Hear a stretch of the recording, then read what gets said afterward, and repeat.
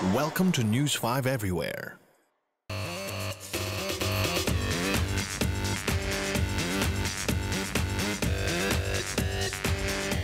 Lady in Red si Krista Miller sa launching ng June issue ng men's magazine na Red, kung saan siya ang cover girl. Very sexy at mapang-akit ang mga post dito ni Krista, pero proud niyang sinabi na wala pa ring puwang sa kanya ang mga indecent proposal. Gusto ko i-prove sa kanila na kumbaga kung ano man yung first impression nila sa akin, hindi nagtatapos yun doon. Gaano naman kaya katotoo ang usap-usapan na naispatan daw siyang namamasyal lately sa isang mall sa Ortigas kasama si Cesar Montano?